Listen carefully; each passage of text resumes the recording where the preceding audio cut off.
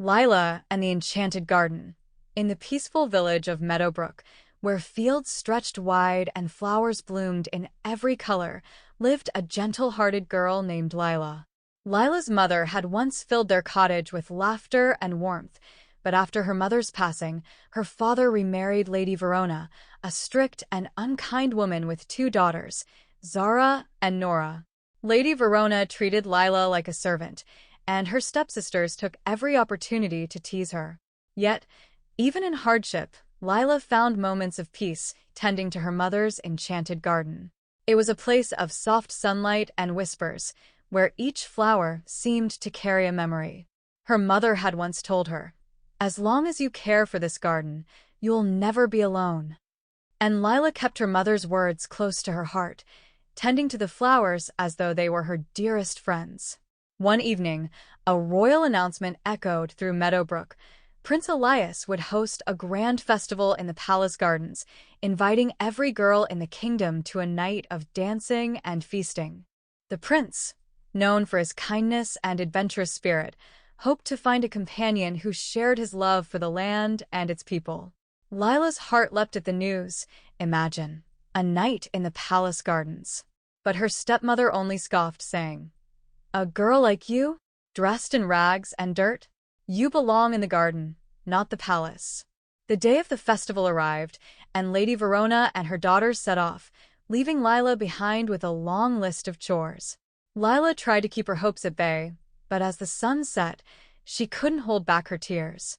With a heavy heart, she wandered into her mother's garden, seeking comfort. Kneeling by the rose bushes, she whispered, "If only I could go, if only I could share in a night of joy." Suddenly, a warm glow filled the garden, and a soft voice spoke, "Dear Lila, your kindness and patience have not gone unnoticed." Looking up, Lila saw a figure emerging from the glow, a beautiful woman with a shimmering cloak that seemed to hold the colors of dawn itself. Her fairy godmother had come. "Lila, tonight is your night," the fairy godmother said with a smile. "You shall attend the festival, just as you deserve." With a wave of her wand, Lila's old dress transformed into a gown of silvery blue, adorned with twinkling flowers. A delicate necklace, a gift from her mother, gleamed around her neck. And on her feet appeared the finest glass slippers, sparkling with every step. "To reach the palace, you'll need more than wishes," said the fairy godmother, waving her wand once more. A golden carriage appeared, drawn by snow-white doves. "But remember, Lila," she warned kindly, "the magic will fade at midnight. Return before the last stroke of 12. With heartfelt gratitude, Lila stepped into the carriage and set off for the palace, feeling as if she were in a dream.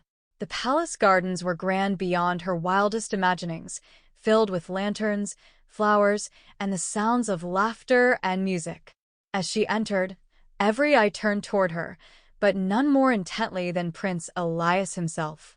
The prince, struck by her kindness and grace, invited her to dance.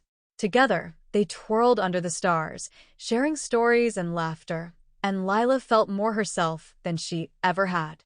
Prince Elias spoke of his love for the land, of caring for the kingdom's people, and of finding someone who understood its beauty. For the first time, Lila found a friend in the prince, and with each dance, her heart grew lighter. But as they danced, time flew by, and before long, the clock struck midnight. In a panic, Lila turned to run, calling back a hasty goodbye. As she dashed through the garden, one of her glass slippers slipped off. She didn't stop to retrieve it, vanishing into the night before the prince could ask her name. The next morning, the prince announced that he would search every corner of the kingdom to find the girl who fit the slipper, hoping to meet the one who had danced with him under the stars. When he reached Lady Verona's house, Zara and Nora eagerly tried to squeeze their feet into the slipper, but it was far too delicate for either of them. Then Lila, who had been watching from the doorway, quietly stepped forward. When she slipped her foot into the slipper, it fit perfectly, and Prince Elias recognized her at once, his heart filling with joy. Lady Verona, realizing her mistake, tried to apologize, but Lila only smiled kindly, for she knew that forgiveness was its own strength. The prince took Lila's hand and led her to the palace, where she was welcomed with warmth and kindness by the people. And though her stepmother and stepsisters watched her leave in silence, they felt a new respect for the girl they had once underestimated. In the weeks that followed, Lila's life transformed. She brought her mother's enchanted garden to the palace, planting flowers that blossomed year-round, a place of magic and beauty for all who visited. She and Prince Elias worked side by side, tending to the kingdom's people and sharing their love for the land.